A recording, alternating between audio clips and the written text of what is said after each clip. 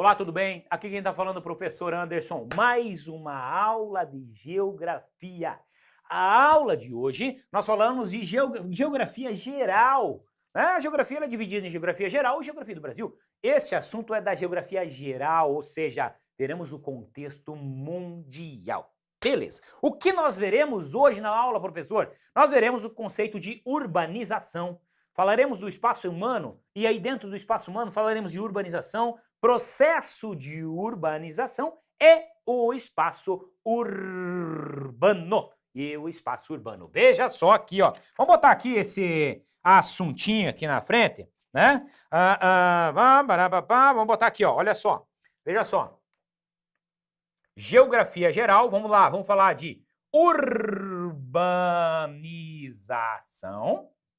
Falaremos de urbanização. Dentro da aula de urbanização, falaremos de processo de urbanização. Falaremos de processo de urbanização, beleza? Qual é o processo de urbanização? E o espaço urbano, beleza? E o espaço urbano. Isso nós vamos ver na aula de hoje. Como se deu esse processo de urbanização e como está o espaço urbano, beleza? Acompanha comigo. Para isso eu trouxe alguns slides, né, para mostrar para você como é que é esse processo industrial. Ô Matheus, vou ter que fazer uma pausinha aqui, Matheus. Dá para cortar ali, Matheus? Fazer um negócio aqui, ó. Deixa eu só dar uma ajeitadinha aqui no negócio aqui. Que eu vi aqui. Senão vai dar ruim, vai dar ruim. Deixa eu tirar um negocinho aqui que eu vi que... Uma editada aqui, ó. Pera aí.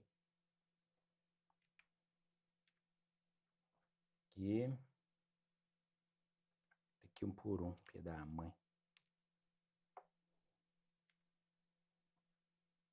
Tá no ar ainda ou não? Tá. Só vou ajeitar um negocinho aqui, só um minutinho. Ficamos aqui no aguardo e já iniciamos. Aí eu vou ter que iniciar de novo, viu? Tá? Porque não ficou legal aqui, ó. Agora que eu vi aqui, tem um errinho aqui, ó, de digitação. Urbano. Senão não vai ficar legal.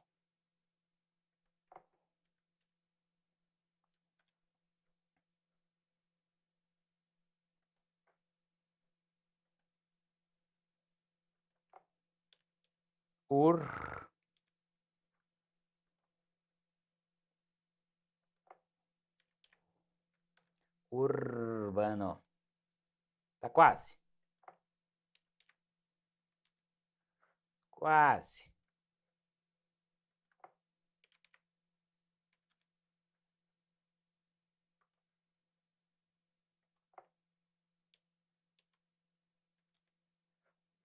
Aqui.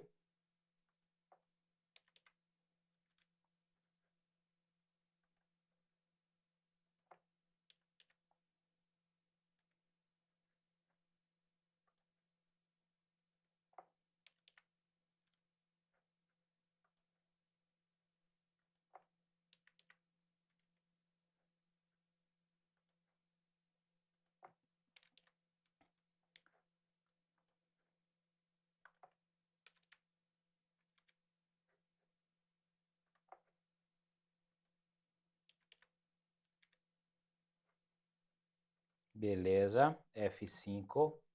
Beleza. Agora vai. Inicio de novo, né? Tá, vou iniciar de novo para não...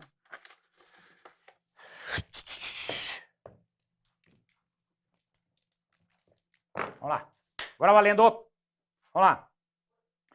Vamos iniciar agora o nosso próximo bloco, que vai tratar do processo de urbanização. Você já viu falar em processo de urbanização? Bom, neste bloco, nós veremos aqui, ó, vou colocar para você aqui, ó, o que nós vamos ver aqui, ó. Dentro da geografia geral, veremos o espaço humano, e aí veremos a urbanização. Veremos a urbanização. Dentro deste assunto urbanização, nós veremos aqui, ó, o processo de urbanização. urbanização. O processo de urbanização no mundo, como é que foi o processo de urbanização no mundo? Você lembra? Tá, nós vamos recordar isso aí. E veremos também o espaço urbano, beleza? Veremos tudo isso nessa nossa aula agora. Tranquilo? Vamos iniciar então, trouxe alguns bloquinhos, alguns slides para a gente entender como é que se deu o processo urbano. É isso que você precisa entender, né? Quais são os fatores que me levaram a ter uma população urbana, por exemplo. Beleza? Acompanha comigo o primeiro slide lá na tua tela, veja só. Então tá, olha só aqui, né? O que é a urbanização, professor? Tá, vou te lembrar então, olha só. A urbanização, a formação de uma rede urbana é o resultado do processo de urbanização. Ou seja, o fruto, né, de uma urbanização é uma rede urbana. A rede urbana, ela é o fruto de uma urbanização, né? À medida que crescem as cidades, né, aumenta a demanda por serviços, saúde, educação, transporte. As populações, elas vão se deslocando para as cidades. O deslocamento de uma área rural, o deslocamento de uma população de uma área rural para uma área urbana vai me intensificar o processo de urbanização. Eu posso dizer que uma população é urbana quando mais de 50% da população more aqui, ó, por exemplo, numa cidade, no centro da cidade, né, ou numa cidade. E qual a diferença de cidade e município? O município, né, é aquele perímetro, é o perímetro, incluindo a zona rural e a zona urbana. Então, tudo é um município. Cidade é só a zona urbana, entendeu? É mais ou menos isso aí. Então, esse é o primeiro conceito de urbanização. Bom, e rede urbana, professor? O que é rede? Qual a diferença de urbanização para rede urbana? A rede urbana, né, essa imagem que você está vendo do Brasil aqui, ela reflete muito bem o que é uma rede urbana. Rede urbana é a interligação entre as cidades, né? Cidades que possuem maior influência sobre outras têm um poder têm uma importância maior. Isso é uma rede urbana, é uma conexão entre as cidades, tá? Uma conexão que pode ser maior ou menor. Olha a intensidade da rede urbana nessas regiões aqui, né? São importantes essas cidades aqui? Claro que são, você já começou a observar aqui que são importantes, né? O Nordeste, olha o Nordeste, né? Professor, eu olhei aqui, não tem nenhuma cidade aqui na região Norte, né, com grau de influência sobre outras. Não tem, né? Não tem mesmo. Ou se tem, o grau de influência ele é bem reduzido. Isso é uma rede urbana. Essas cidades, né, elas estão conectadas, interconectadas, umas com as outras, né, e algumas até com outros países. Isso é uma rede urbana. São o resultado de transformações da sociedade, ao processo de ocupação do território e o crescimento demográfico. Isso é uma rede urbana, tá? Dentro dessa rede urbana nós temos capitais, metrópoles, cidades locais, vilas, né? Nós temos todo esse processo interligado. E é isso que nós veremos a partir de agora. Veja só o que nós vamos ver aqui. Essas cidades, né? A importância dessas cidades, elas vão assumindo com o tempo, né? São Paulo não foi, assim, o que ela é hoje, ela não foi sempre assim, né? Ela começou como uma vila, começou como um povoado, pode ter certeza disso. E aí foi crescendo, e hoje é uma grande metrópole, é uma metrópole nacional, né? É uma cidade global, pensa nisso. Ou seja, ela influencia o mundo, né? Influencia o mundo, logicamente, ok? Então, essas importâncias das cidades, elas foram ao longo dos anos adquirindo. Hoje eu tenho uma cidade que não é influente, por exemplo, né? Posso ter uma cidade que não é influente. Porém, com o passar dos anos, ela pode se tornar influente. Mas em que sentido, professor? Veremos, tá? Então, isso nós chamamos de hierarquia urbana. Hierarquia urbana nada mais é do que a ordem de importância das cidades, né? Aqui está uma ordem de importância. A vila é mais importante do que a metrópole? Lógico. Ela influencia muito mais? Sim. A metrópole nacional, ela influencia mais do que a regional? Sim. influir mais do que o centro regional? Sim. E de que a cidade local? Também. Essa aqui é um escalonamento hierárquico das cidades, né? Isso é um esquema clássico, ou seja, antigo, tradicional.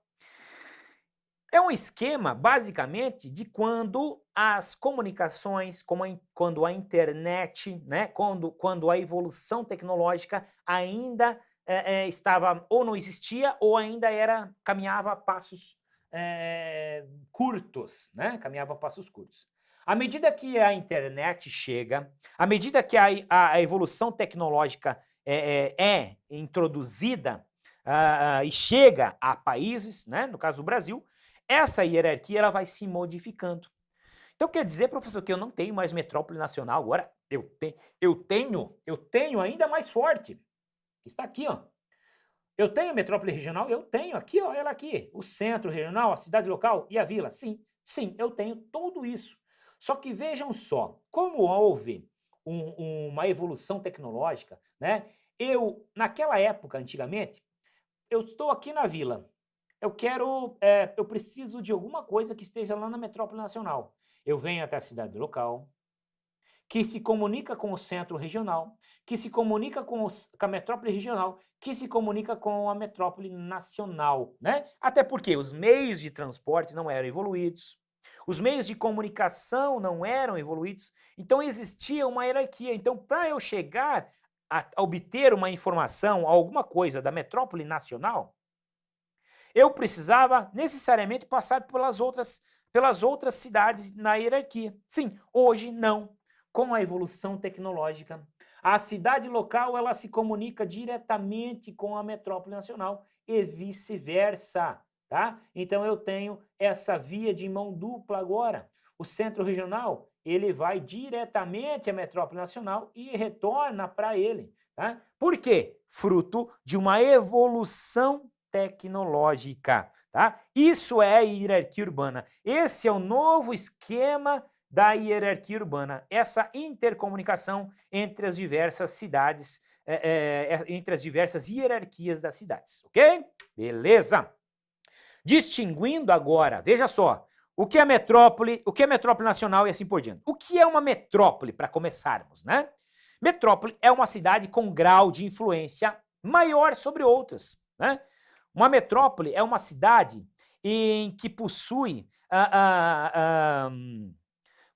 coisas, possui informações, né, importantes para outras cidades. Por exemplo, vamos lá, eu tenho nessa metrópole aqui em questão hospitais bem desenvolvidos. Eu tenho formações acadêmicas que me dão médicos especialistas, por exemplo, né?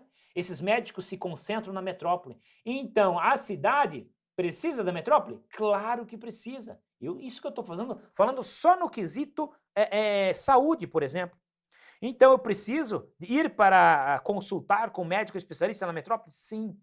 Então, essa metrópole é importante? Sim. Ela possui grau de importância? Claro que sim, né? Da mesma forma, a vila se comunica? A vila ainda passa pela cidade, porque a vila, ela em sua maioria, um distrito da cidade, né? As vilas são distritos. Então eu preciso fazer uma consulta com um médico especialista lá pelo SUS. Eu venho, consulto aqui e aí sou encaminhado para a metrópole. Estou falando do quesito saúde somente, para você entender a importância das metrópoles. Quanto maior é o grau de influência que ela tem, maior é a hierarquia desta metrópole. Por isso que eu tenho, dentro da metrópole, dividida em três. A metrópole nacional, né?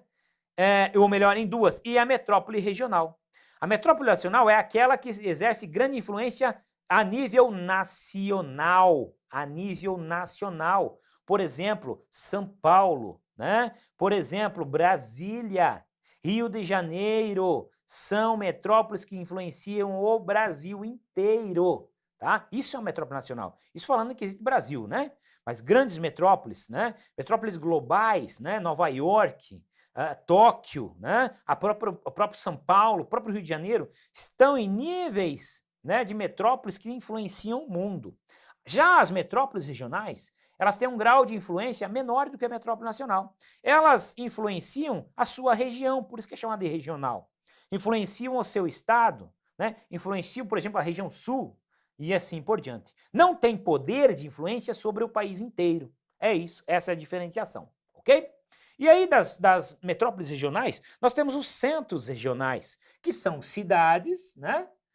Médias, por exemplo, cidades médias, que exercem influência em âmbito regional, né, numa determinada localidade somente. E aí nós vamos para a cidade local. A cidade local é aquela que exerce influência sobre ela mesmo, né? Sobre alguns distritos próximos, sobre algumas vilas próximas, mas não aumenta muito a seu grau de influência mais do que isso, tá? E a vila é um pequeno povoado, um aglomerado urbano, que não alcançou condição de cidade e é dependente da cidade, para médico, para educação, para segurança, vários outros aspectos, ok?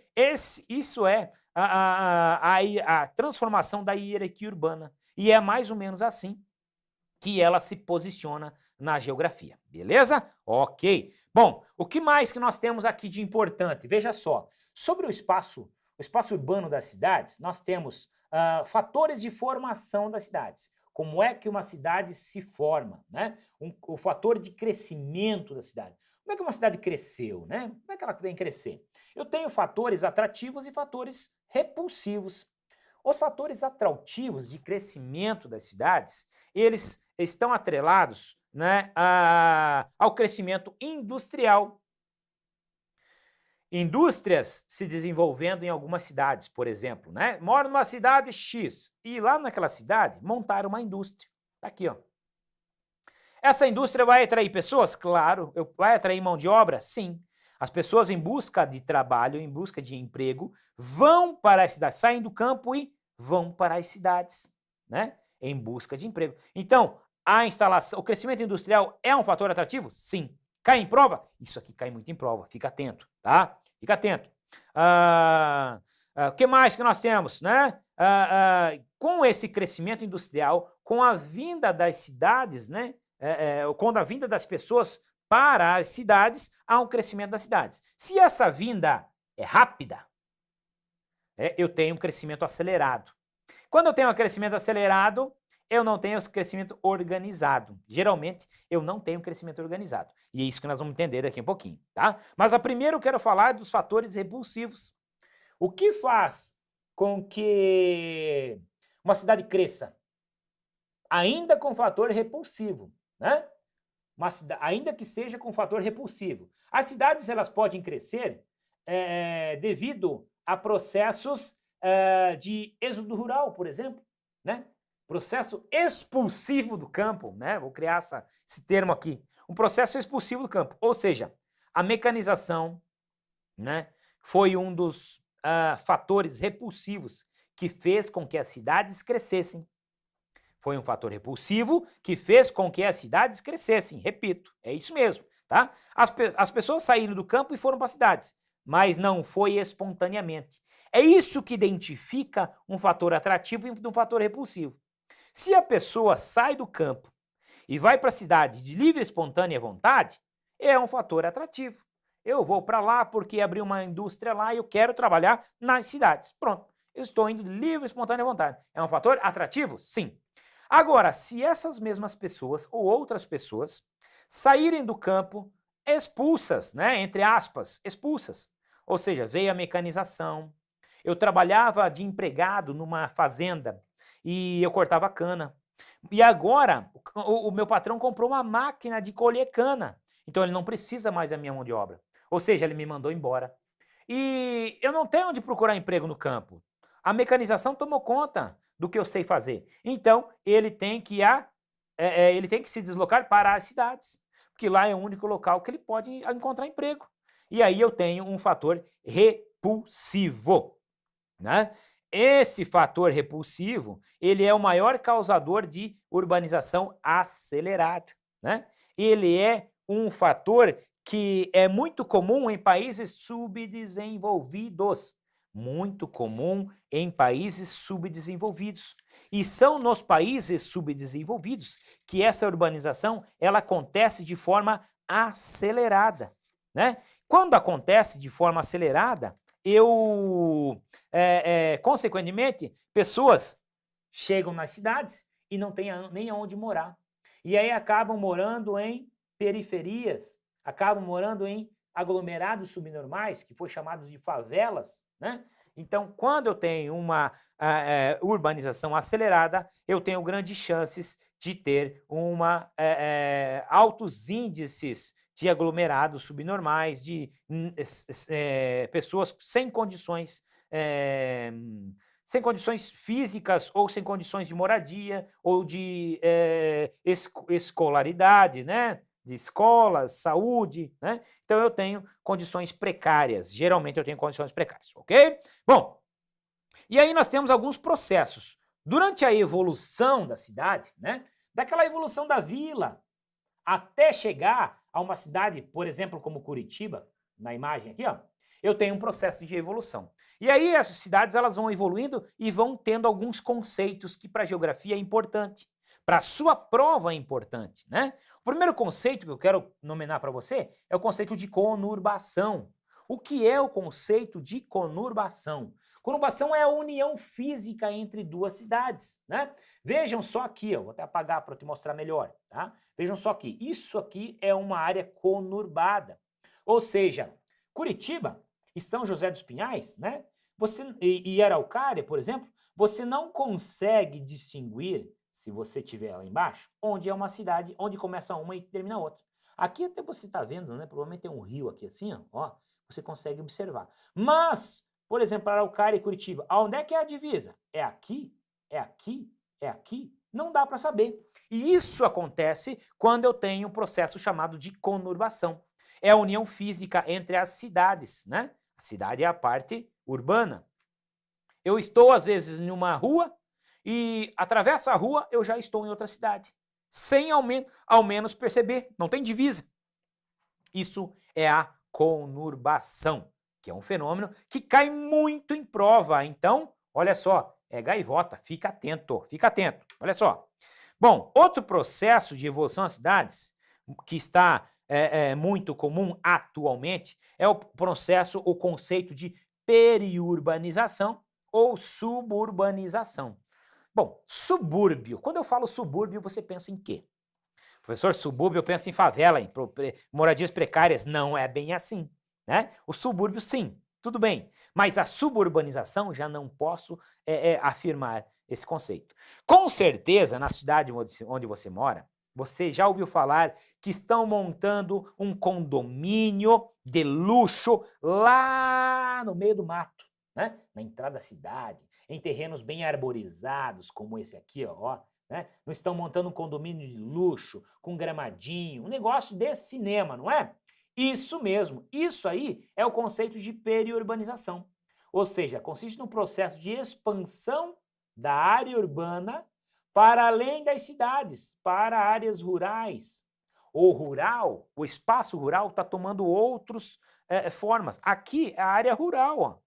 Mas eu tenho um condomínio fechado, que serve para moradia. E qual é a intenção da área rural? Produções agrícolas, né? Então, o rural ele está tomando outras funções, além da produção agrícola, né? Além da criação de bois, criação de criação de galinhas, sei lá, criação de animais, de forma geral, e produções agrícolas. Então, ele está tomando outras funções. Por exemplo, um hotel fazenda é uma função urbana que está sendo inserida no meio rural. Condomínios fechados, que eu comentei agora, né, estão sendo instalados em zonas rurais. Isso é a periurbanização, beleza? Região metropolitana. Esse conceito de região metropolitana ele é importantíssimo também, tá? O que é uma região metropolitana? Em tela, nós temos aqui a região metropolitana do Rio de Janeiro. Região metropolitana é uma região estabelecida por lei estadual, tá? Por legislação estadual, constituída por grupamento de municípios limítrofes, né, que fazem fronteira aqui, ó. Então até aqui eu tenho vários municípios, né? Vou fazer uma divisão de municípios aqui, ó. Eu tenho vários municípios aqui, constituídos por municípios limítrofes, né, que comungam de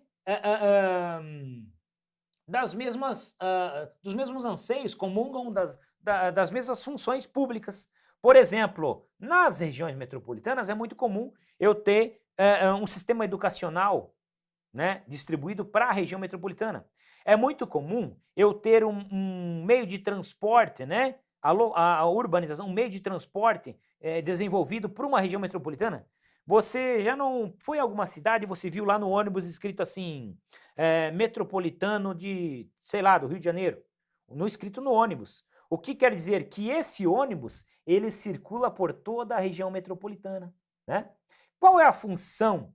Qual o objetivo de uma região metropolitana? É facilitar o planejamento e a execução das funções públicas, como, por exemplo, o transporte, como, por exemplo, a educação, como, por exemplo, a área de saúde, como, por exemplo, a área de segurança pública, né? Então, eu tenho as regiões metropolitanas para que, desenvolvidas para que melhor se possa administrá-las. Então, a verba do governo estadual vai não para o município do Rio de Janeiro, vai para a região metropolitana do Rio de Janeiro, justamente isso. E essas regiões metropolitanas estão a cargo dos estados. Os estados é que criam, né? Eles observam, não, eu vou criar uma região metropolitana aqui nesse cantinho. Para quê? Para melhor administrá-la. Então, o dinheiro que eu vou mandar para lá, eu vou mandar para uma sede, que geralmente é o nome da região metropolitana, e ali será distribuídos os recursos para melhor atender todos esses municípios envolvidos. Isso é uma região metropolitana, beleza? O conceito de desmetropolização, tá? As metrópoles são cidades influentes, que nós vimos no início da nossa aula, né? São cidades influentes. E a partir de um momento, essas grandes cidades, e aqui o exemplo que eu dou aqui é São Paulo, né? São Paulo é uma cidade tão influente, tão grande, se desenvolveu tanto que ela inchou, né? E a palavra é exatamente essa, ela inchou. Hoje está difícil de morar em São Paulo, porque São Paulo é caro, né? O imóvel é caro, o trânsito é caótico, né? Então eu vou instalar uma empresa. Vou instalar no centro de São Paulo uma fábrica. Bem que eu gostaria, porém, se levar na ponta do lápis, né? O gasto com transporte, o gasto com os meus funcionários, porque eles vão chegar estressados, vão ter que morar longe, né? O gasto que eu tenho em me instalar no centro da cidade, ele é muito maior do que se eu pegar e me instalar numa cidade média. Vou me instalar lá, porque aqui passa uma rodovia, né, que vai fazer a ligação com outras cidades importantes que eu tenho, por exemplo, clientes, né? Então, nessas cidades, às vezes eu ganho um terreno, eu ganho facilidades, né? E aí as indústrias se instalam em cidades médias, que são mais atrativas. Beleza, me instalou uma indústria numa cidade média. O que acontece com a área urbana dessa cidade? Vai aumentar? Vai, porque a indústria é um fator atrativo. Lembra lá do slide? Sim, né? Então, à medida que a industrialização vai avançando para o interior do estado, eu tenho um crescimento das cidades médias. Quando eu tenho um crescimento de cidades médias, eu tenho um aumento da minha desmetropolização. Ou seja, o crescimento dessas cidades aqui, ó, ele é maior do que a própria metrópole. Por isso que eu chamo de desmetropolização. Não quer dizer que a metrópole em questão, esta aqui, São Paulo, esteja diminuindo. Não, não quer dizer que ela esteja diminuindo. Então, a desmetropolização é diminuição das metrópoles? Não. A metrópole, São Paulo, ainda bomba, ainda é a principal, sim. Porém, o crescimento, né, anual, mensal, sei lá como é verificado, me indicou que cidades menores estão crescendo mais, porque as pessoas estão sendo atraídas até elas, né? Então elas crescem mais, do que a própria metrópole. Isso é o conceito de desmetropolização. Fácil ou não? É fácil demais, né? E aí, para nós finalizarmos aqui, a gente já vai falando da urbanização mundial. Como é que é a urbanização mundial? Né? A urbanização, as primeiras cidades, né? Aqui tem um histórico de onde foram formadas as primeiras cidades, né? As primeiras cidades, as cidades mais antigas, têm surgido cerca de 6.000 anos atrás, aos longos dos rios Tigres, Eufrates e Nilo, né? Mais ou menos nessas regiões aqui, ó, tá? Mais ou menos nessa região. Aqui foram o surgimento das primeiras cidades, né?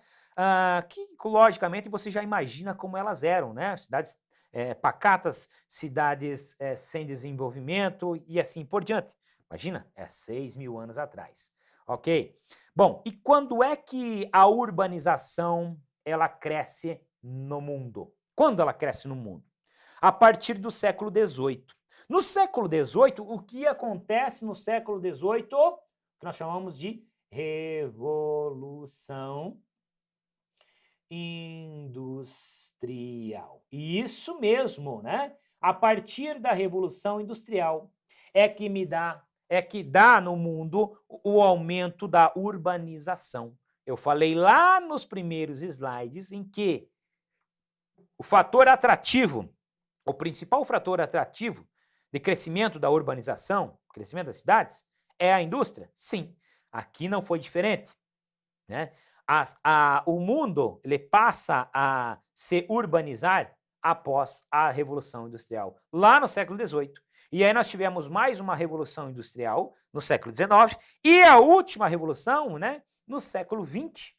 Então, o mundo está cada vez mais urbano. Esse mapa você pode entender aqui, estimativas de urbanização. Deixa eu apagar aqui só para nós ver isso aqui, ó. Estimativas de urbanização, projeções, né, até 2050.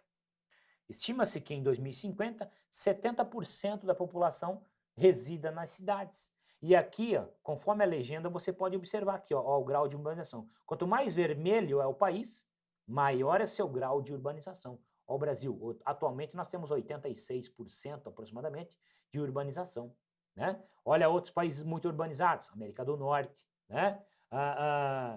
Austrália, América do Sul quase que como um todo, com exceção de alguns países, né? E alguns países aqui, ó, norte da África, Oriente Médio, né? Europa, são as áreas mais urbanizadas. E aí, por outro lado, nós temos um continente africano pouco urbanizado, um sudeste asiático pouco urbanizado. Beleza?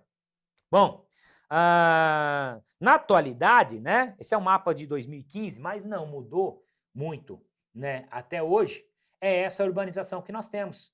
Vamos analisar novamente, ó. Ásia e África são as regiões menos urbanizadas. Regiões menos urbanizadas são regiões que possuem populações, logicamente, lá nas zonas rurais, né? São países, predominantemente países com economias rurais ainda, né? Economias rurais. Aqui nesse slide nós vamos ver o seguinte: o processo de evolução de urbanização nos países desenvolvidos foi diferente nos países subdesenvolvidos. Lá nos países desenvolvidos, nós tivemos um processo de urbanização lento, gradual, onde as coisas foram acontecendo de maneira gradativa, contribuindo para a criação de infraestruturas, né? Não tem favela em países desenvolvidos, então, professor, não é bem assim, né? Mas a quantidade de aglomerados subnormais e favelas que nós temos em países desenvolvidos é muito menor, né? Em países desenvolvidos, as populações elas vivem de maneira mais adequada, com saneamento básico, com transporte, com educação, né? Com qualidade de vida muito maior. Por quê? Houve um processo lento e gradativo, a indústria se instalou e as pessoas foram migrando aos poucos para as cidades e assim por diante. Por outro lado, em países subdesenvolvidos, nós temos uma urbanização geralmente acelerada. Foi aqueles países em que as indústrias, principalmente transnacionais, se instalaram aqui. As antigas multinacionais, né, se instalam e rapidamente atraem pessoas. Essas pessoas fogem das zonas urbanas e vão para as cidades rapidamente. E esse processo rápido causa formação de espaços segregados, ou seja, causa a favelização. Porque se o negócio é rápido, as cidades elas não têm condições, né, de atender a todas as pessoas. Ou seja, alguma parte das pessoas vai morar onde? Em áreas segregadas. E o crescimento das favelas se dá por esse processo de urbanização acelerada. Então, olha só, olha que informação importante. O crescimento das favelas é maior em áreas de urbanização acelerada, no caso, países subdesenvolvidos. Beleza? O seu material está cheio de informações interessantíssimas. E para a gente finalizar, eu tenho aqui, ó, o histórico da urbanização mundial. Este gráfico que me mostra, ó, mostra você aqui, ó, uma evolução lá de 1950 até 2030. Qual é o nível de urbanização dos continentes, né? Tá por continente aqui, ó, né? Ó, América Latina e Caribe, né? Por grandes áreas, África, Ásia, Europa, América do Norte e Oceania. Beleza? Está dividido, né, nessa situação aí, beleza? Então você dá uma olhadinha, lá no seu material vai ter essa informação importante e aí você consegue pegar como está hoje e qual é a projeção para 2030. Tá vendo que não muda muito? Mudou pouca coisa, né? Mas ela vai evoluindo, beleza? Esse é o processo de urbanização. Pode voltar para mim aqui, ó. Então, com essa informação, a gente encerra essa aula onde tratamos de urbanização, tratamos do processo de urbanização, como o mundo torna-se urbanizado, a gente observou isso aí, né? Alguns conceitos importantes que você não pode esquecer: conurbação, segregação urbana, que eu falei, né? Periurbanização, suburbanização, são conceitos fundamentais. Isso cai muito em prova, então se precisar, reveja a aula. Pegue teu conteúdo, que tem muita informação importante aqui, ó. Isso aqui foi feito com o maior carinho possível para atender as necessidades da sua prova, tá? Então ele é voltado para essa prova, então não deixe de ver, beleza? Ficamos por aqui então e até a próxima aula. Beleza? Então tá. Urbanização, né? Vamos nessa batida de urbanização. A gente ainda vai falar sobre conceitos de urbanização. Vamos falar agora de problemas urbanos, tá? Problemas urbanos. A gente vai falar de problemas urbanos. Deixa eu, antes disso, fechar aqui. Descartar. Fechamos. Não salvar. Beleza? Problemas urbanos. Cadê que nós estamos aqui? Pá. 37. F5. Beleza. Tá? Tomar uma aguinha aqui.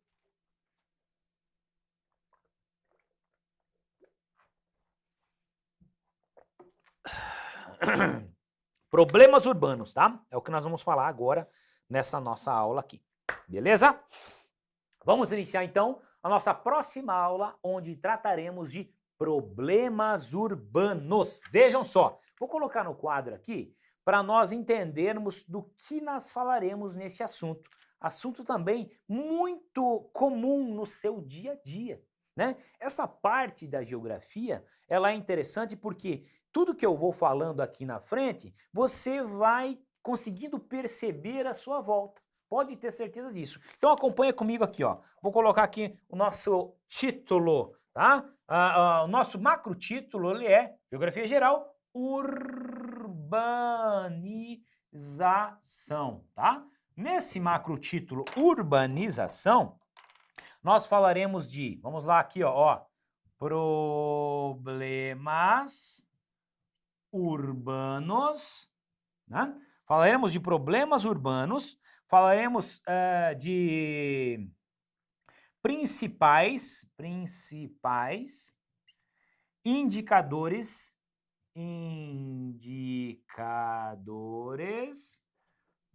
socioeconômicos, tá? Falaremos de principais problemas socioeconômicos, tá? Tem tudo a ver com o processo de urbanização. Bom, quando eu falo em urbanização, eu tenho dois tipos de urbanização, né? Eu tenho uma urbanização que foi equilibrada, né? Foi uma urbanização que foi acontecendo aos poucos, que, como exemplo, nós temos urbanizações de países desenvolvidos, né? Em países desenvolvidos, nós temos um processo urbano equilibrado, um processo lento, gradativo, né? Era essa a palavra que eu queria, um processo gradativo.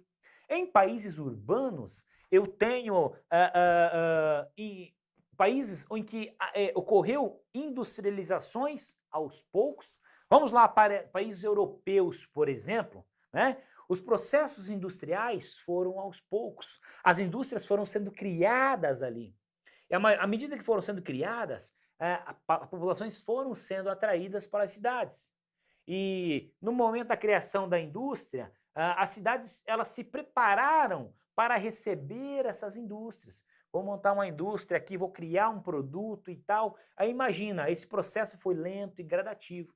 As pessoas foram migrando aos poucos para as cidades, né? E até porque tiveram industrializações tradicionais, industrializações clássicas, que é o que nós chamamos, né? Beleza, então urbanizações tranquilas. E aí, quando as pessoas chegaram em países desenvolvidos, por exemplo, não eram desenvolvidos, mas passaram a ser depois, ali conseguiram se estabelecer, conseguiram o tão sonhado emprego, ganhar um salário, comprar uma casa, se organizar.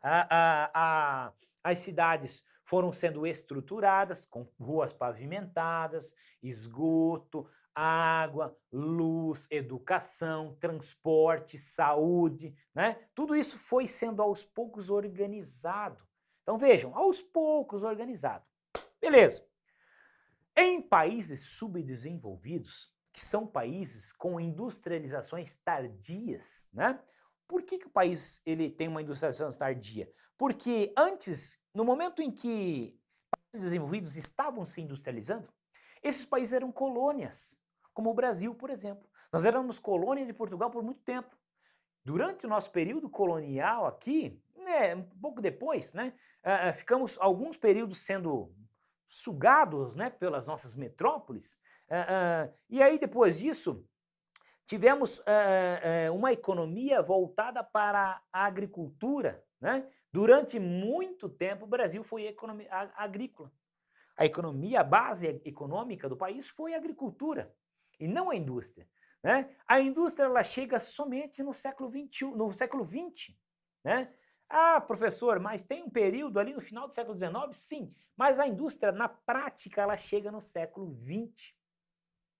Nesse mesmo período, países desenvolvidos já estavam com as suas indústrias bombando. E aí expandiram as suas indústrias. Pegaram indústrias, grandes indústrias e realocaram elas em outros países, as chamadas multinacionais, né? Hoje mais comumente chamadas de transnacionais. As indústrias transnacionais, elas se deslocaram lá no século XX, né? Agora há pouco. E aí chegam em países subdesenvolvidos, que depois passam a ser chamados de emergentes, que é o caso do Brasil. Bom, o que eu quero falar com tudo isso? Essas indústrias chegaram depois, chegaram no Hope, né? Chegaram rápido, se instalaram ali. Indústrias prontas já, né? Indústrias prontas, com tecnologias já prontas. Industrializaram-se ali, estabeleceram-se ali e atraíram populações. As populações vão para a cidade que agora tem emprego lá e tal. A mecanização, né? A tecnologia no campo, ela chega também. E aí expulsa moradores do campo para as cidades. Vejam, expulsa, atrai e tal. Não dá para entender que as pessoas foram correndo para as cidades sem organização? Foi mais ou menos isso que aconteceu. E as pessoas vão para as cidades sem estarem organizadas, chegam lá, não tem espaço para todo mundo. Tem que se ajeitar onde dá. Aonde? Favelas, morros, encostas e assim por diante. E aí vão causar o quê? Problemas urbanos. Ah, professor, então quer dizer que lá nos países desenvolvidos não tem problemas urbanos? Tem. Mas você vai entender comigo, você vai concordar comigo que são bem menores do que de países que se urbanizaram aceleradamente, né? Que foi o nosso caso. E outros aí por diante, beleza? Então, esses indicadores socioeconômicos vão refletir tudo isso. Para isso que servem os indicadores socioeconômicos, para refletir esses problemas urbanos. Ou não, né? Também indicadores socioeconômicos podem ser positivos. Pode indicar que o país está indo a passos largos, está indo em rumo à vitória, né? Então, isso aí é que serve os indicadores socioeconômicos para entender esses países aqui, beleza? Bom, eu trouxe alguns slides para nós entendermos esses processos na prática, olhando lá imagens na sua tela, beleza? Acompanha comigo então, vai lá, vai para a sua tela. Olha só, né? O conceito de urbanização é o crescimento das cidades, né? O aumento das pessoas nas áreas de cidades maior do que no campo. Isso é um conceito básico de urbanização, beleza? O crescimento das cidades. Porém, essa urbanização, ela pode ser acelerada. Se ela for acelerada, ela vai causar isso aqui, ó, que você está vendo aqui, ó. Opa, deixa eu voltar aqui. Ela vai causar o que você está vendo ali, ó. Veja só, ó, um aglomerado subnormais. Então pensa, mas professor, essas casinhas os camaradas estão faceiro aqui, sim. Mas isso aqui foi organizado? Não, isso aqui foi ajeitado do jeito que dava. O cara não conseguiu morar aqui, ó, né? Ele acabou ter que vir aqui, porque aqui é mais barato, né? Aqui às vezes ele nem pagou o terreno, foi só ajeitando, foi construindo, pegou um pedacinho de terra e foi ajeitando. Então isso pode acontecer, beleza?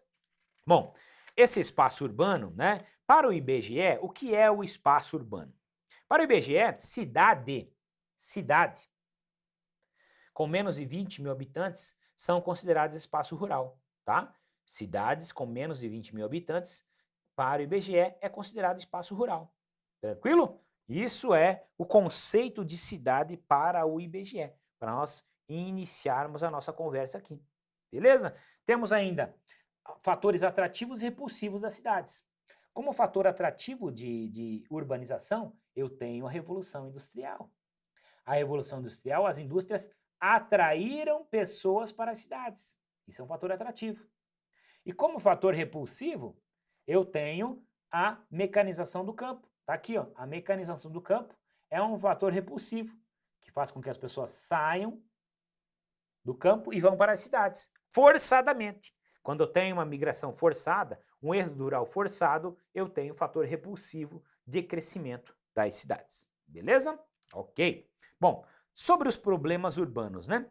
Quando eu tenho um crescimento acelerado de cidades, né? Quando eu tenho um crescimento urbano acelerado, eu, consequentemente, terei problemas urbanos, tá? Que tipo de problema urbano que eu tenho? A coleta de resíduos sólidos inadequada. Eu tenho excesso de poluição, né? Eu tenho, né, que também pode representar poluição nessa imagem aqui, né? Mas eu tenho, por exemplo, um escoamento superficial das águas inadequado, né? E aí, enchentes, por exemplo, é um exemplo de problemas urbanos. Aqui são alguns dos problemas urbanos que nós podemos ter, né? Esses problemas urbanos também são problemas ambientais, porque eles vão afetar o meio ambiente. E aí, afetando o meio ambiente, afeta quem? Afeta o mundo inteiro. Afeta o mundo inteiro. Bom, e aí nós vamos citar alguns problemas urbanos aqui. Acompanha comigo então, veja só. Né? Quais são as causas desses problemas urbanos? Primeira delas, a Revolução Industrial. Né? A Revolução Industrial, ela aumentou o crescimento das cidades, você já observou isso? Em muitos casos, as cidades que surgiram de forma acelerada, né? Então, a Revolução Industrial, e de forma acelerada, é sem coleta de resíduos, é sem organização do saneamento básico, é sem organização de transporte, e aí causa isso aqui, né? Isso é uma urbanização acelerada. Então, a Revolução Industrial trouxe isso. O que mais que ela traz? A produção industrial, né? Com a Revolução Industrial, aumentou a produção industrial. Aumentou também o quê? O consumo por parte das pessoas, né? É mais alimentos, é mais roupas, é mais produtos automóveis, por exemplo, né? Aumentando o consumo das pessoas, aumentam os problemas urbanos, né? É mais carro nas ruas, é mais lixo, né? Para ser acondicionado em algum lugar, é mais esgoto. Então, aumentando o consumo, aumentou os problemas humanos. Então, veja que a Revolução Industrial, ela só traz cagada, né? Logicamente que essa é a parte ruim, nós temos, logicamente, a parte boa. Mas falamos em problemas urbanos, nós temos que desmitificar e temos que transformar a Revolução Industrial como um vilão. Transformar a Revolução Industrial em um vilão da urbanização, tá? No caso de problemas urbanos, beleza? Quais são esses problemas urbanos, né? As ilhas de calor é um problema urbano, né? É o aumento da temperatura de áreas urbanas devido ao excesso de construções, ao excesso de impermeabilização do solo, né? Essas áreas ficam mais quentes, né? Gerando um maior aquecimento, mal-estar e assim por diante. É um exemplo de problema urbano, a ilha de calor, tá? A poluição, a própria poluição, né? A poluição com resíduos, mas também a poluição sonora, a poluição visual, a poluição do ar, são comuns em grandes cidades, né? Pequenas cidades também tem, mas são mais comuns em grandes cidades, principalmente cidades que cresceram desorganizadamente, cidades que cresceram desorganizadas ou tiveram crescimentos acelerados, beleza? Chuva ácida, né? A chuva ácida também é um grande problema urbano. Como é causada a chuva ácida? O excesso de poluição na atmosfera, gases, e aqui eu tenho CO2, NO2, o CO2 ou SO2, né? São gases provenientes de queima de combustíveis fósseis. Esses gases em contato com moléculas de água, né? Com a umidade do ar, causarão chuvas que são consideradas ácidas, né? Compostas por ácido sulfúrico, ácido nítrico e ácido nitroso, né? É uma reação desses poluentes com a água, vai causar uma chuva ácida e aí consequências diversas, né? Uma delas aqui é destruição da vida vegetacional, matança de peixes em lagos, a população, né, problemas de pele na população e assim por diante. Então, chuva ácida é um problema urbano? Sim. Ocupação de terras irregulares, né? Quando eu tenho uma ocupação desorganizada, eu posso ter ocupação em encostas. Aqui tem escritura, essas casas? Provavelmente não. São ocupações irregulares. Mas são culpas dessas pessoas?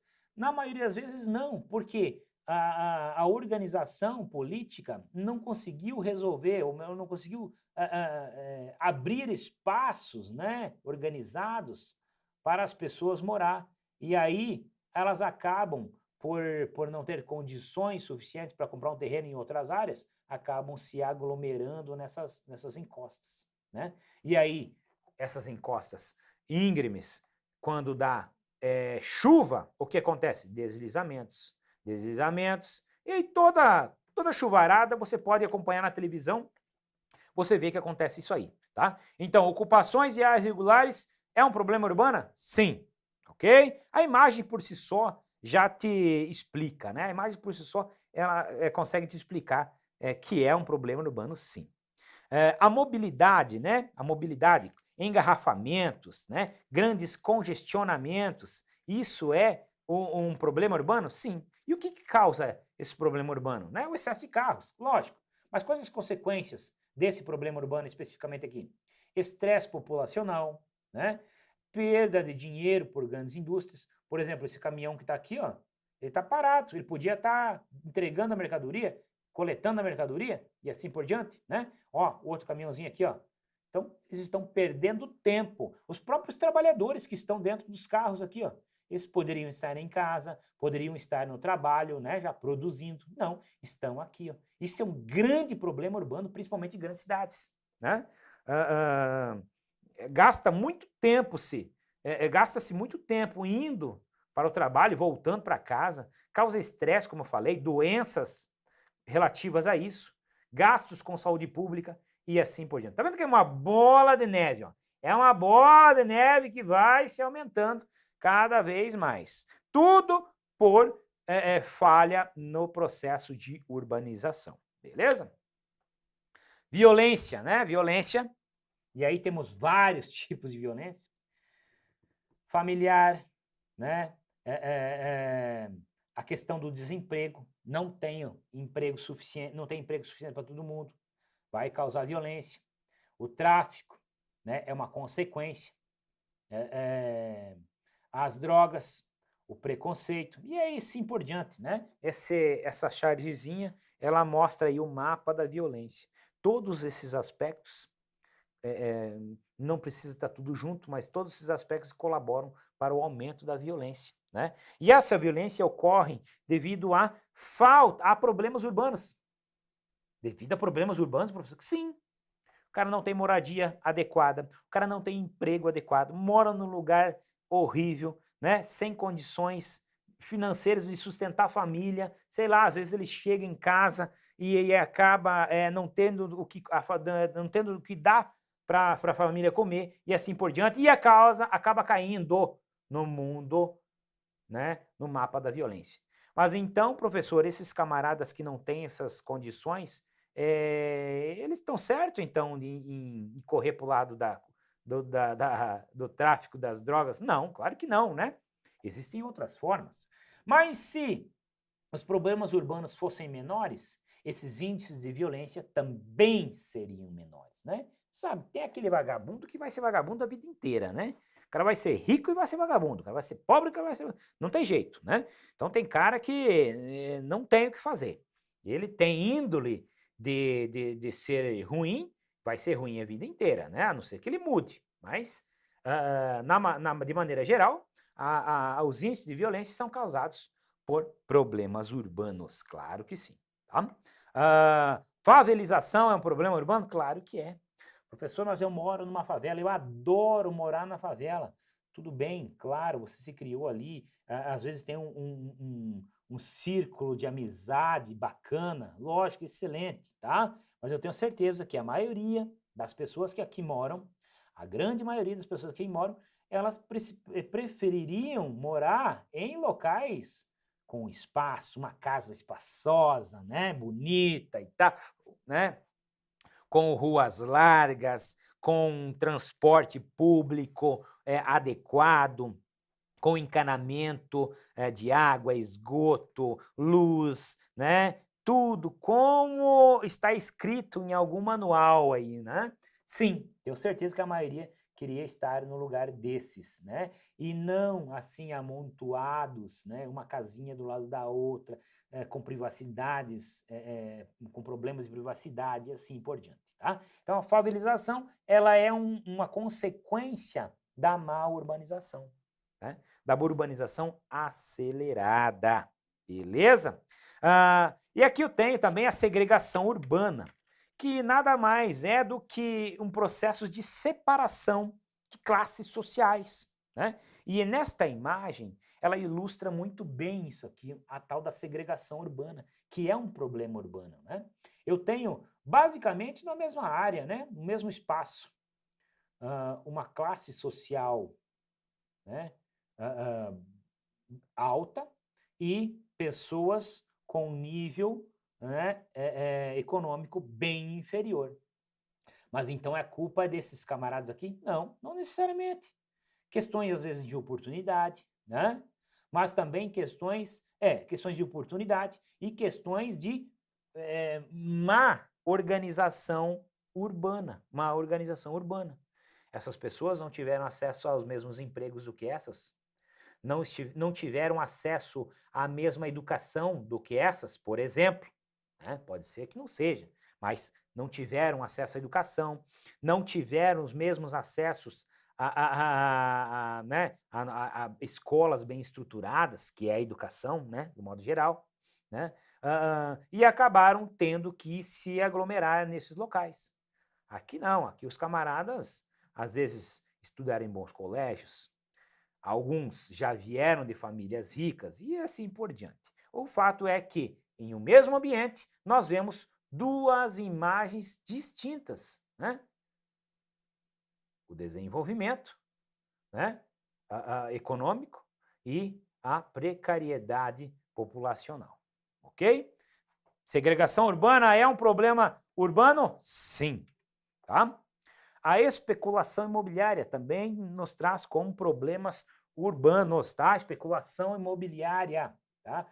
Dentro da especulação imobiliária é o quê? Pessoas comprando áreas e construindo grandes empreendimentos para ganhar dinheiro, né? Então, especulação imobiliária, encarecimento dos locais mais próximos aos grandes centros, tá? Então, eu moro no local, por exemplo, e aí do lado da minha casa, que eu pago aluguel, né? Monta um grande shopping center, por exemplo, né? O shopping center, altos investimentos econômicos e tal, ou seja, supervalorizou a área onde eu moro, supervalorizou a área onde eu moro. O aluguel que custava R$ 500, agora foi para R$ 2.500. Eu não tenho condições de pagar um aluguel de R$ 2.500. Então, o que acontece? Acontece sim uma expulsão de pessoas de determinados locais. Esse processo aqui, ó, chama-se gentrificação, tá?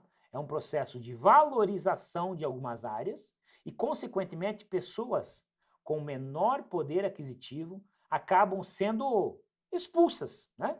E é mais ou menos isso, acabam sendo expulsas. Essa sarjezinha explica muito bem isso, né? O prédio deu um chute nas casinhas ali, ó, tá? Quer dizer que só fica morando nessa área quem tem dinheiro, né? Você consegue pagar um aluguel de R$ 2.500? Não, mas eu ganho R$ 2.500 por mês. Então como é que tu vai pagar aluguel? Vai comer o quê? Não tem outra escapatória e acabam sendo expulsas desses locais por populações mais pobres. Então a especulação imobiliária traz isso, traz a gentrificação, ok? Quais são as soluções, né, para os problemas urbanos? Simples, né? Algumas coisas a gente já vê em concursos aí afora, tá? Algumas soluções. E a principal delas é políticas públicas enganjadas, né, em todos os níveis. Políticas públicas bem estruturadas. Simplesmente isso. E o que refere-se a políticas públicas? É eu ter uma política que melhore os transportes, né? E aí tem vários tipos, ciclovias e tal, melhore a afeição das regiões, né? Conscientização da população sobre os espaços coletivos e assim por diante, um planejamento urbano, né? Um planejamento urbano, saneamento básico, facilidade de acesso a serviços públicos, né? Criação de empregos, porque sem emprego, sem ter uma renda, o camarada não consegue sustentar num lugar desse, por exemplo, né? Então, isso faz parte de políticas públicas enganjadas. Essa é a solução para os problemas urbanos. Logicamente que essa solução não é do dia para a noite. Ela vai sendo aos poucos melhorada, beleza? Mas com políticas iniciando agora, num futuro, com certeza elas ajudarão e os problemas urbanos diminuirão, beleza? Show de bola. Olha aqui, dos problemas urbanos, né? Nós temos como consequências também os indicadores socioeconômicos. O que são indicadores socioeconômicos? São ferramentas usadas para indicar o grau de desenvolvimento de uma sociedade, né? Me mostrar qual é o grau de desenvolvimento. Desenvolvimento econômico, né? O desenvolvimento social, né? Qual é o grau de desenvolvimento de determinada população? E aí, para isso, eu uso essas ferramentas, né? Algumas ferramentas. E, por exemplo, nós vamos citar os principais indicadores socioeconômicos. O PIB, o Produto Interno Bruto, Ele é uma medida da riqueza produzida pelas atividades econômicas, ou seja, tudo que é produzido num país é o seu PIB, ou numa cidade, ou no estado, e assim por diante. Tudo que é produzido naquele setor, tudo que é produzido, eu somo e vou ter o resultado chamado de PIB. Produto Interno Bruto. É a soma de todas as riquezas produzidas por determinada sociedade, né? Aí eu posso dizer que o PIB do Brasil é tal. O que é o PIB? A soma de todas as riquezas produzidas. As riquezas produzidas no campo, nas cidades, nas indústrias, sei lá, né? Tudo que é produzido, ok? Beleza. A renda per capita é a renda dividida por pessoas. É a distribuição das riquezas produzidas no país pela sua população, né? Por exemplo, o PIB da China é gigantesco, sim, é muito grande. Porém, a renda per capita, né, ele poderia ser maior porque a renda per capita da China ela é mais baixa, porque eu tenho muita gente. Então, eu somo tudo que eu tenho de dinheiro e divido pela minha população. E aí eu tenho a renda per capita, né? Eu vou ter a renda per capita. E aí diminui um pouquinho, porque eu tenho bastante gente lá na China, por exemplo, né?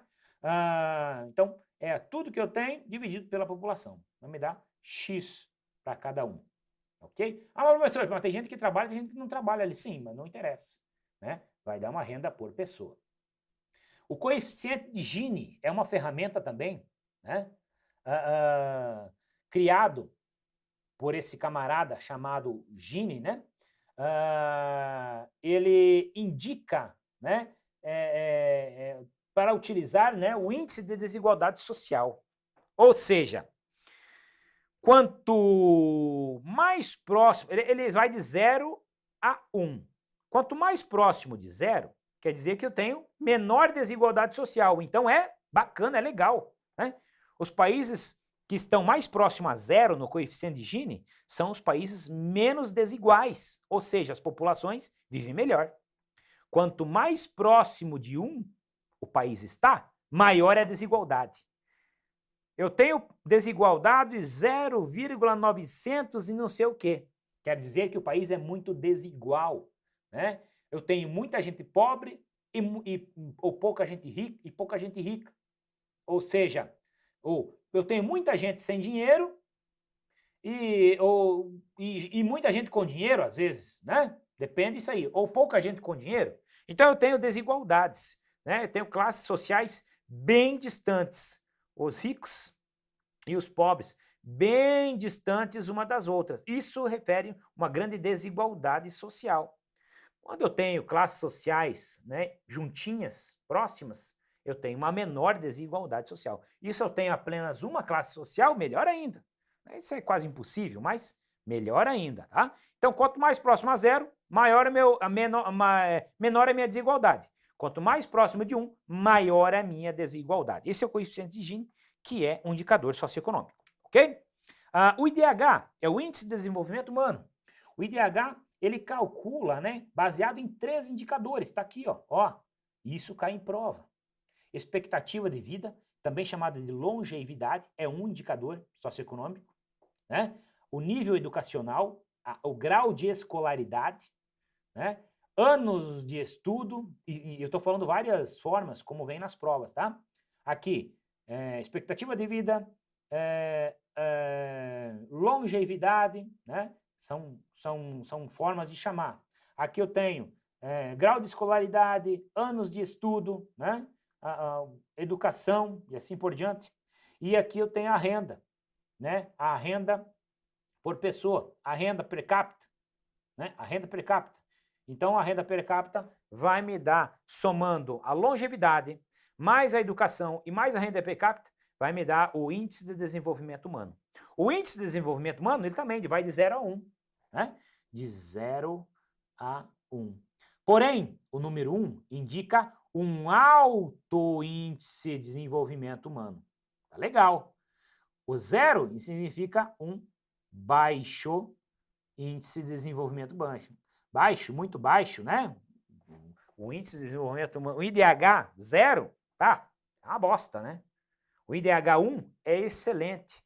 quer dizer que as pessoas vivem bem, vivem bastante, têm uma educação boa, têm bastante dinheiro e assim por diante, né? Então, esse é o IDH, o Índice de Desenvolvimento Humano, beleza? A taxa de desemprego também é um indicador socioeconômico. Grandes taxas de desemprego, logicamente, refletem economias fracas. E aqui no exemplo nós temos uma taxa de desemprego de 2019 do Brasil. Ó, taxa de desemprego das mulheres, 14%. Né? Dos homens, 9,6%. O total da população, aproximadamente, 2019, 12% da população brasileira estava desempregada, beleza? Isso aqui reflete, é um indicador socioeconômico? Sim.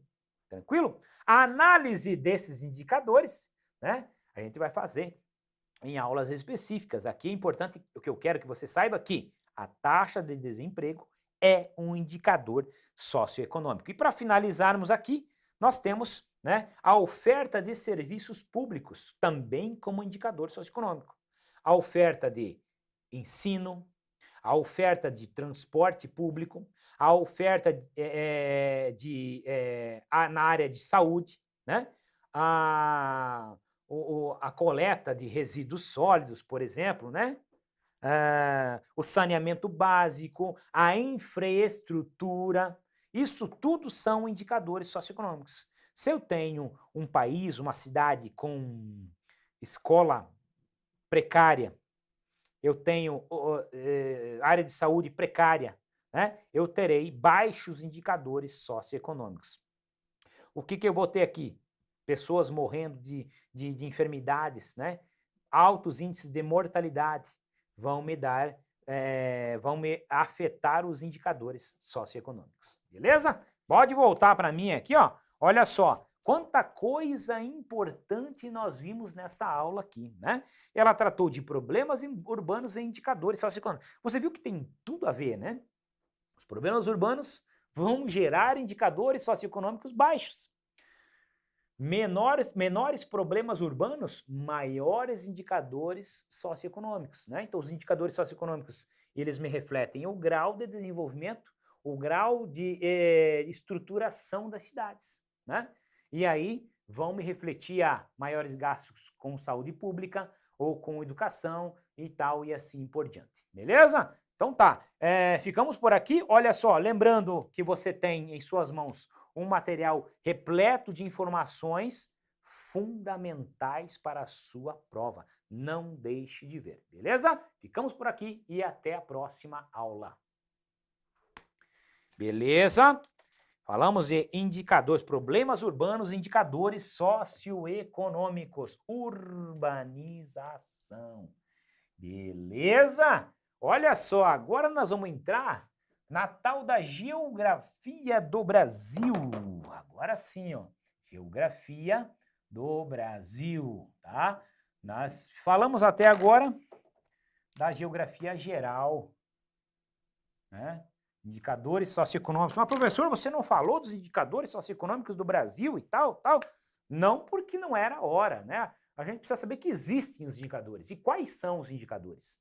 Agora sim, nós vamos entrar a fundo na geografia Brasil, e aí sim você vai saber qual é o índice de desenvolvimento humano do Brasil, por exemplo, né? E outros assuntos mais aí que a gente vai falar aqui, beleza? Para isso, deixa eu excluir essa minha aula aqui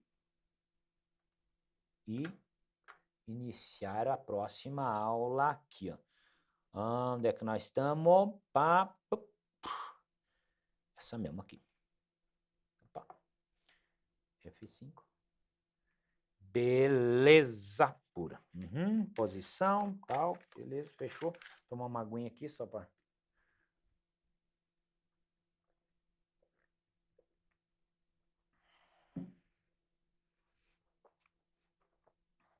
Beleza?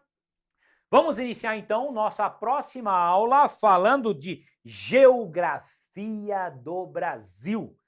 Dentro deste assunto, geografia do Brasil, nós veremos a primeira parte que você precisa... O que eu preciso saber da geografia do Brasil, professor? Então tá, eu tô com o meu edital aqui, e o que eu preciso saber da geografia do Brasil? Então tá, olhe lá no seu edital, que vai estar lá escrito mais ou menos assim, né? Pode ser que tenha com outras palavras. Vamos lá. Características gerais do território brasileiro, posição geográfica e limites. É isso que você precisa iniciar os estudos da geografia do Brasil sabendo. Do que é que eu estou falando? Estou falando do Brasil. Mas o que é isso? O Brasil é um país que localiza-se no hemisfério sul, predominantemente no hemisfério sul, no hemisfério ocidental, tal, e várias outras características. É isso que você precisa saber nesse conceito aqui. Bom, então o nosso conceito, o nosso tópico Geografia do Brasil, nós vamos ver o quê? As características gerais do Brasil. As características gerais do Brasil. Do território do Brasil. Né? Características gerais do território do Brasil. Posição geográfica. Posição geográfica, né? E limites. Mites. Lembrando que esse assunto, ele é muito comum em provas militares. Muito comum em provas militares. Para você fazer uma prova, né, carreiras militares, você precisa ter esses conceitos aqui, ó, à flor da pele. O professor lá num concurso, lá para um cargo administrativo, não cobram? Não é muito comum. Pode até cobrar, não é muito comum. Mas para cargos militares é muito importante esses conceitos aqui, ó, de localização, de características do território e assim por diante. Beleza? Vamos então iniciar a nossa aula aqui com o nosso primeiro slide. Acompanha comigo na sua tela o primeiro slide lá. Vai falar o seguinte: localização do Brasil, tá? Bom, aonde o Brasil está localizado? Né? Em sua totalidade, a oeste do meridiano de Greenwich. Volta para mim aqui. Volta para mim, que eu vou desenhar aqui no quadro. Eu vou te explicar aqui no quadro como é que vai funcionar. Daquele lado ali, ó. Vem cá. Deixa eu fazer o desenho e a gente iniciar a nossa localização do Brasil e você entender algumas coisas aqui, ó. Veja só, vem cá. Veja só, esse aqui é o território brasileiro, né? Que você já conhece, com certeza, né? E aí a gente vai falar um pouquinho da onde esse país se localiza. Vejam só aqui, tá?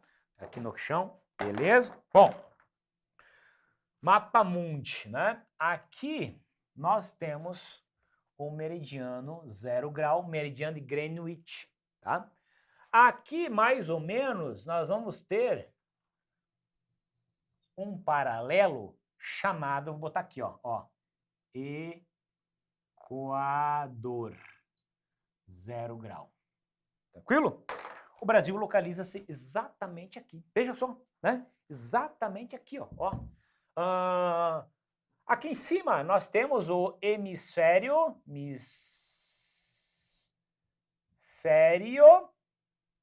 norte. Então aqui nós temos o hemisfério sul. É isso? Claro, né? Tá fácil, tá fácil. Ainda tá fácil, né? Tá fácil. Esse hemisfério norte, ele pode ser chamado de hemisfério, vou botar aqui, ó, norte aqui. Hemisfério setentrional. Posso chamar de setentrional? Posso. Grave isso aqui cai na sua prova, tá? Esse aqui eu posso se chamar de hemisfério meridional? Posso? Posso chamar de hemisfério meridional. Esse hemisfério eu posso chamar de hemisfério austral? Esse aqui eu posso chamar de hemisfério boreal? Boreal? Posso. Beleza? Alguns sinônimos, né, para você entender, ok? Mas eu só tenho esses dois hemisférios? Não, eu tenho mais dois hemisférios. O hemisfério ocidental e o hemisfério oriental. Esse hemisfério oriental eu posso chamar de nascente? Sim. Esse aqui eu posso chamar de poente? Sim. Beleza? A terra do sol nascente, a terra do sol poente. Posso chamar? Então tá, então já tenho 4 hemisférios distinguidos aqui. E aqui o Brasil, né? Então o Brasil, ele tem terras no hemisfério norte? Tem. Eu tenho aproximadamente 7% de terras no hemisfério norte, né? Eu tenho aproximadamente 93% de terras no hemisfério sul. Tenho? Claro que eu tenho, tá? Então, olha só, né? Eu tenho aproximadamente 7% no hemisfério norte e 7%. Então, ele é predominantemente, o meu território brasileiro, ele é predominantemente, está onde? No hemisfério sul, predominantemente. Mas eu tenho terra no hemisfério norte? Sim, tenho. Claro que sim.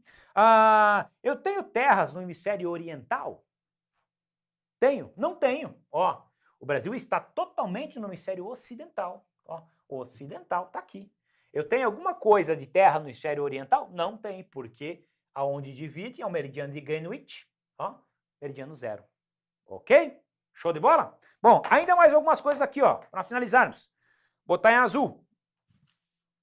Eu tenho um outro paralelo aqui, ó, chamado, vou apagar esse aqui, chamado Trópico de Capricórnio, né? Chamado Trópico de Capricórnio, beleza? Trópico de Capricórnio. Então tem um paralelo aqui chamado Trópico de Capricórnio. 23 graus e 27 minutos. 23 graus e 27 minutos passa o Trópico de Capricórnio. Então, professor, quer dizer que, vou botar em preto, né? Não, vou botar em vermelho. Vou apagar aqui para facilitar o entendimento aqui, que você já viu, né? Vou botar em vermelho também, como está lá do outro lado. Então, quer dizer, professor, que eu tenho exatamente 92% de terras na área intertropical? Sim, exato. O que é uma área intertropical? Eu não tenho mais um trópico aqui, chamado Trópico de Câncer? Sim, eu tenho, tá? Toda essa área aqui, ó, é chamada de zona intertropical ou área ou região intertropical, tá certo ou não? Tá certo. Então quer dizer que 92% do território brasileiro está na região intertropical. E 8% está na região subtropical ou está na região temperada. Posso falar isso? Posso, beleza? Essa é a localização do Brasil. Isso aqui cai na prova, professor? Claro que cai na sua prova, tá? Isso aqui está no seu material? Está no seu material, tá? Isso aqui é importante, isso aqui cai na prova. Essas pegadinhas, é 7, é 8, é 93, é 92? Grave isso, que isso vai fazer diferença na hora da sua prova, tá? E o que quer dizer que região intertropical? Entre os trópicos, é uma região mais quente. Região subtropical, uma região mais fria. Quando falarmos em climas, você vai entender muito bem isso aqui, beleza? Primeiramente, eu quero que você grave isso aqui, ó, somente isso aqui, beleza? Vamos lá para a sua tela para você entender mais algumas coisas importantes. Acompanhe comigo na tela aqui, então, tá? Então, o que eu falei ali, nós já vimos aqui, ó, tá vendo? Ó, essa é a posição, é a caneta, essa é a posição do Brasil, tranquilo? Equador, ó o Equador aqui, né? E o meridiano de Greenwich aqui, ó. Show de bola? Show de bola, para frente, né? 7%, tudo que eu falei para você lá na frente, te expliquei, né? Ó, 7% e 93, 7% aqui, 93 aqui, e assim por diante. Não repetirei, tá?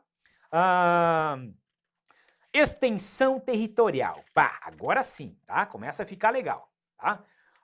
Com uma área de 8 milhões e meio de quilômetros quadrados, o Brasil é o quinto maior planeta, o maior país do planeta, né? É o maior país da Terra, né? Do mundo. Tá aqui, ó, quinto colocado.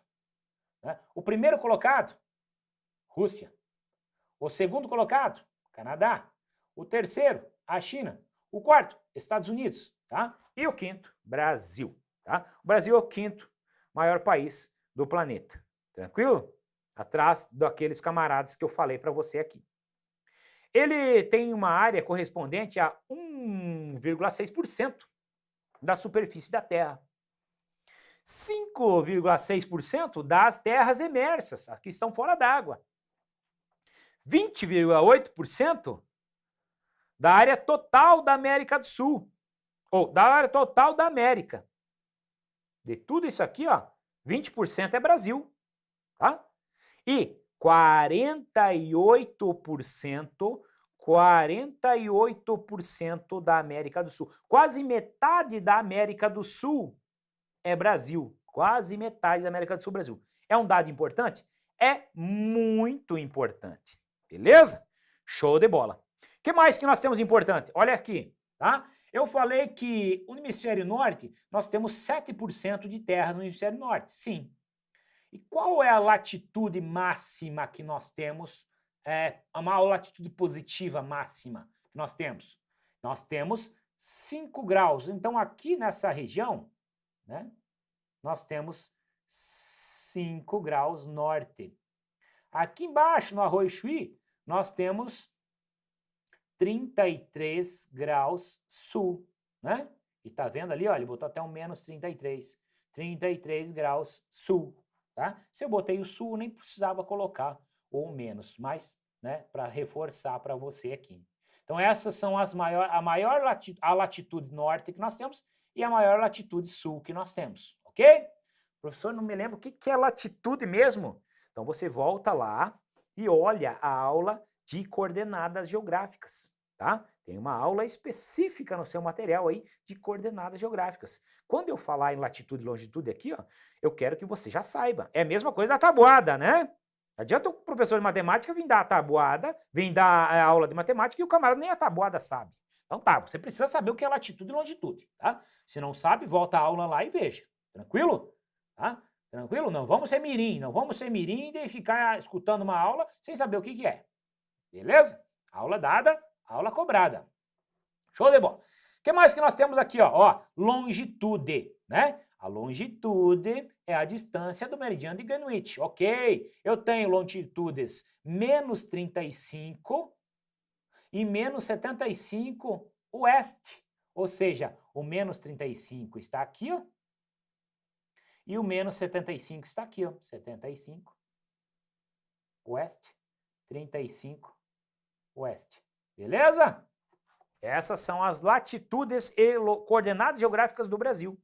Essas são as coordenadas geográficas do Brasil, né? Vamos dizer assim, os limites das coordenadas geográficas brasileiras. Beleza? Show de bola ou não? Ah, então tá bom. Ô, show. Olha aqui. Extensão territorial do Brasil, né?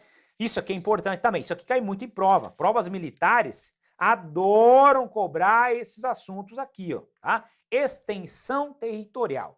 O Brasil é extenso, é mais extenso latitudinalmente. É o extenso latitudinalmente, norte e sul, e longe, ele é quase que dimensões parecidas, né? Você observe que 4.394 quilômetros norte e sul e 4.319 quilômetros, né, leste e oeste.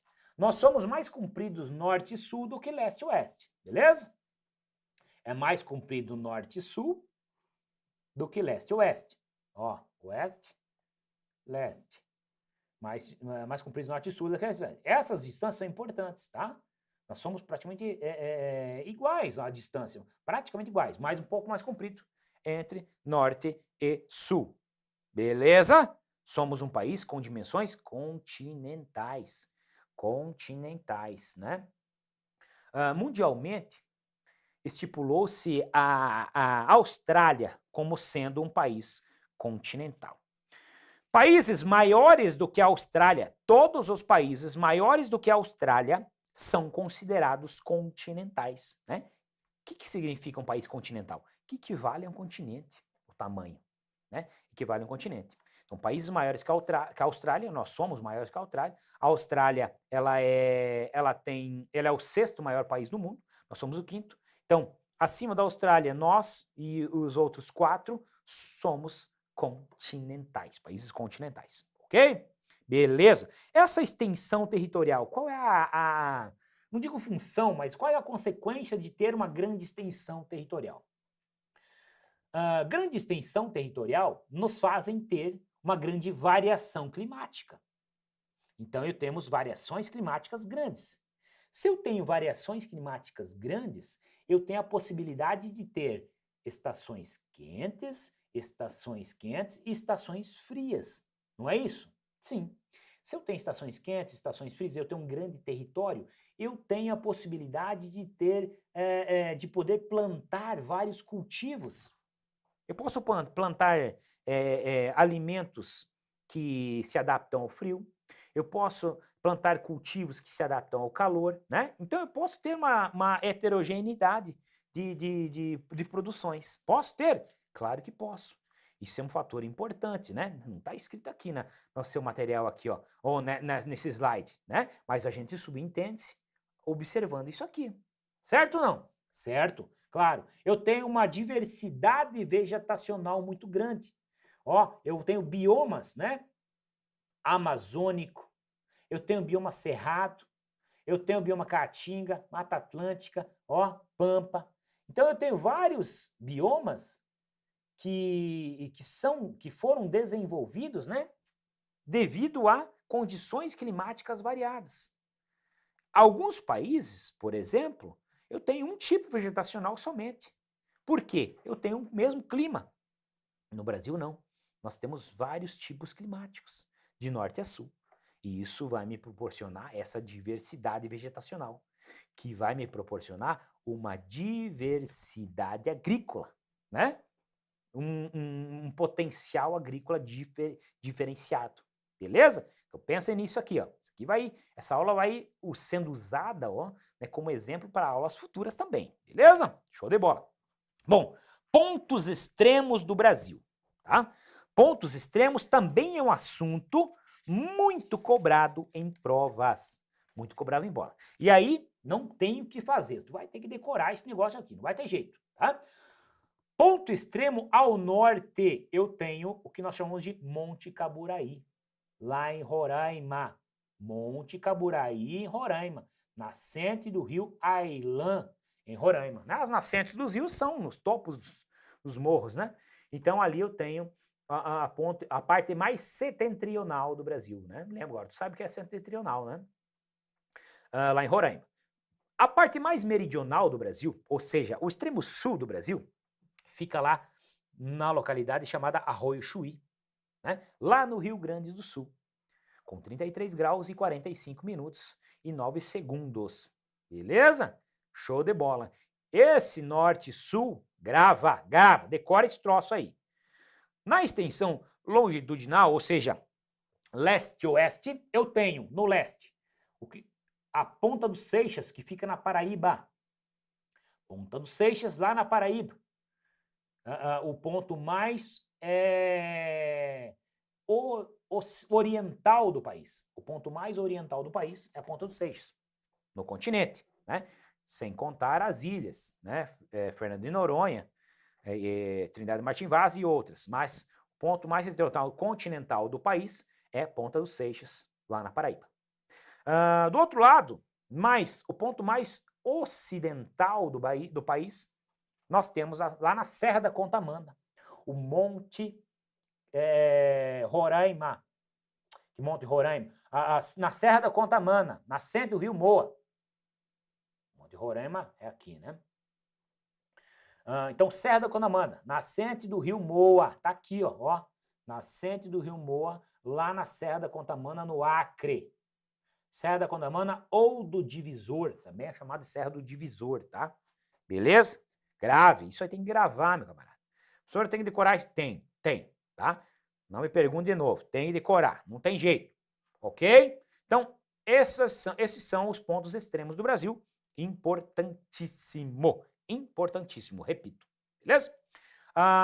Sobre as fronteiras, outra pergunta muito comum no que diz respeito à posição geográfica e limites brasileiros são as fronteiras.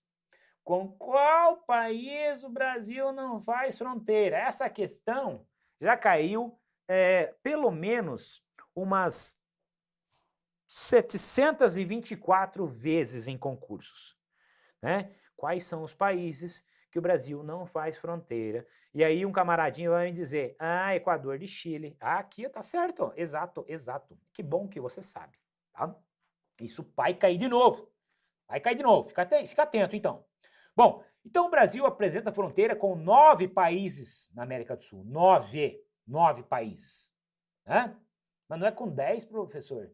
É 9, porque né? Ele não é um país, ele é um departamento ultramarino da Guiana Francesa. Você sabia que a França, a maior fronteira da França é o Brasil?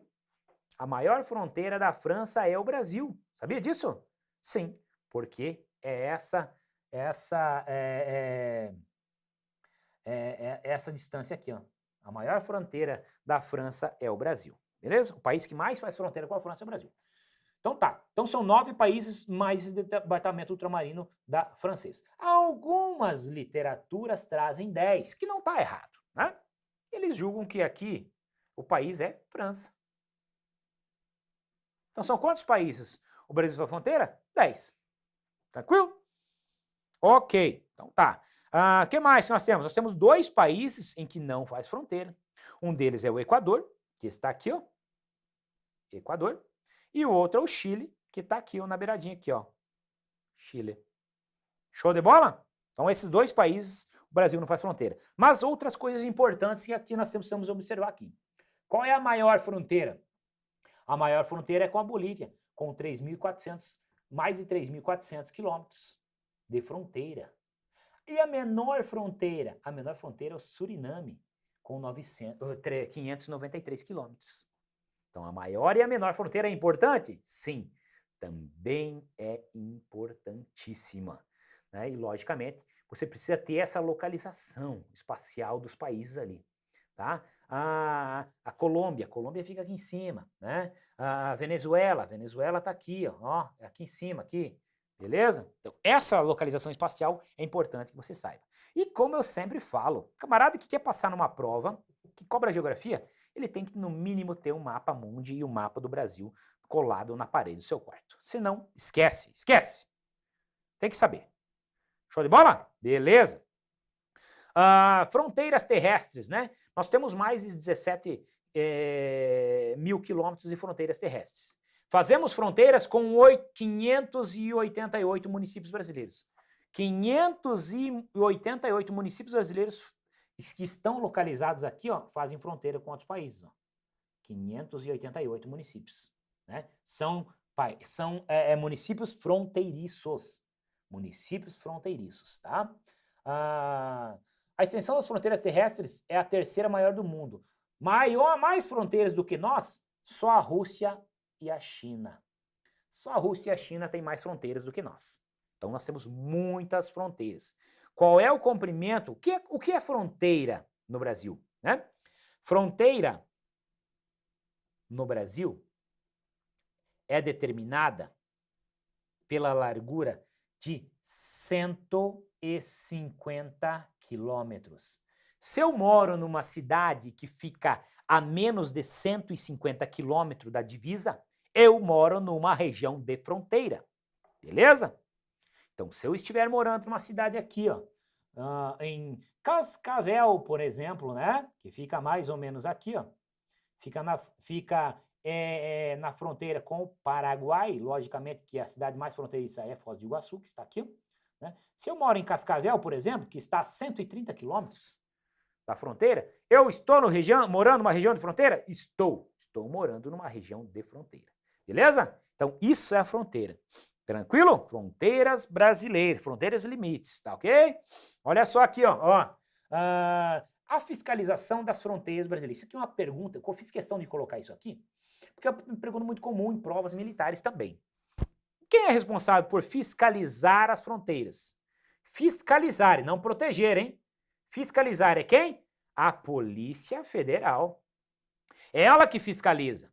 As aduanas, né? As pontes são fiscalizadas por quem? Pela Polícia Federal. Polícia Rodoviária Federal, Receita Federal, né? Então, eles são os responsáveis por isso. Agora, se eu perguntar para você, quem é o responsável pela proteção das fronteiras? Aí você vai gritar e vai bater o pé e vai dizer Forças Armadas, né? As fronteiras terrestres, Exército Brasileiro, fronteiras marítimas, Marinha do Brasil e fronteiras aéreas, né? Espaço aéreo, aeronáutica, ok? Show de bola! Então tá, não esqueça mais isso aí, tá? Não esqueça mais. Responsabilidade de fiscalização das fronteiras. Como é que as fronteiras chegaram ao que são hoje, né? Então nós temos a historinha lá de como nós chegamos a essa Constituição aqui, ó, de ser um triângulo invertido, não é isso que nós somos? Como é que nós chegamos a essa Constituição? Tudo começa lá em 1494, com o Tratado de Tordesilhas. O Tratado de Tordesilhas é isso que você está vendo aqui na sua tela. Países em roxo aqui pertencem a Portugal. Países não, né? Repetindo. Territórios em roxo, né? Esses espaços em roxo são que pertencem a Portugal e em amarelo pertencem à Espanha. O Tratado de Tordesilhas ele dividiu o mundo em lado português e lado espanhol, né? Logicamente que países europeus aqui ficaram putos da cara com isso. Onde é que já se viu? Onde é que está escrito no testamento de Adão que o mundo era dividido em Portugal e Espanha, né? Mas eles safamente, né, audaciosamente, os dois dividiram. E nessa divisão, que nos interessa agora, né, o Brasil, atual Brasil, foi dividido, não digo ao meio, mas foi dividido. E aí passava essa linha de Tordesilhas exatamente aqui, ó, que dividia entre Belém e Laguna Santa Catarina, mais ou menos o que é Belém e Laguna Santa Catarina hoje. O que ficasse a leste pertencia a Portugal e o que ficasse a oeste pertencia à Espanha.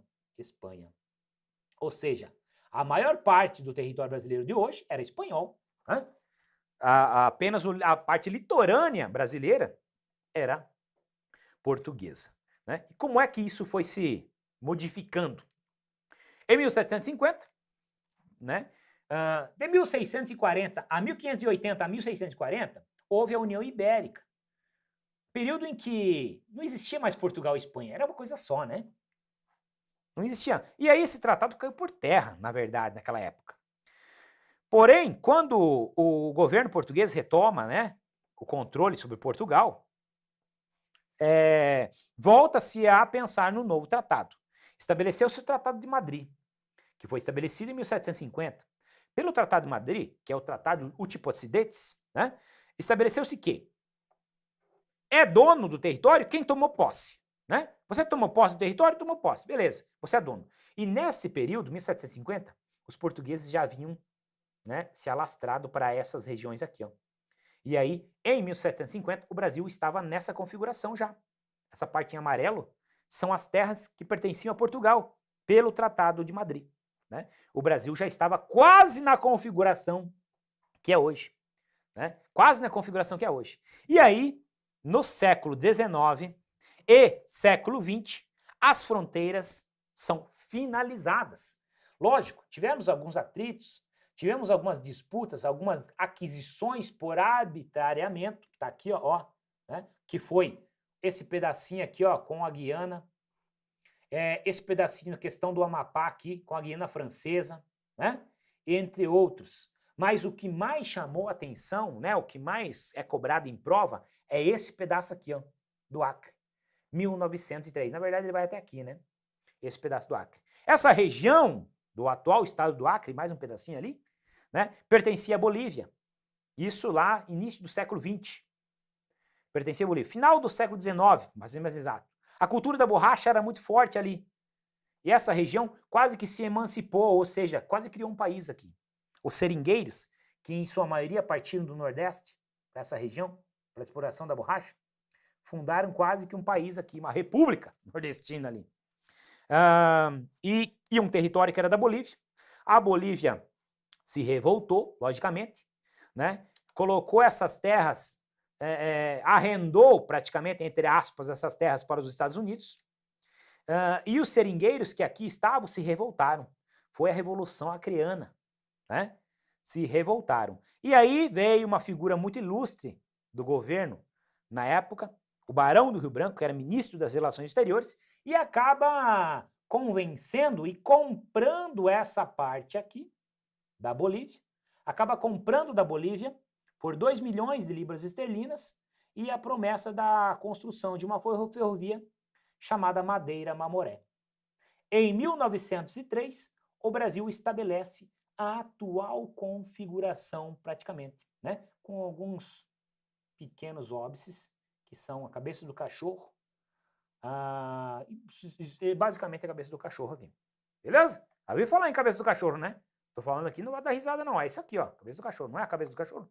Sim.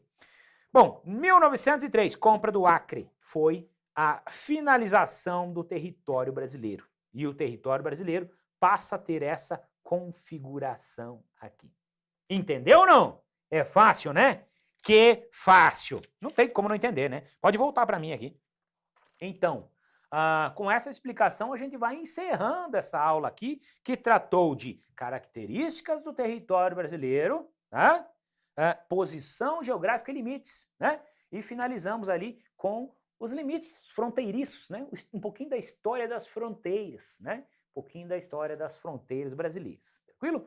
Logicamente que nós temos muita aula para frente para falar sobre o nosso Brasil, né? E você vai, logicamente, entender o passo a passo, tudo que é importante para a sua prova, tudo que é importante para a sua prova.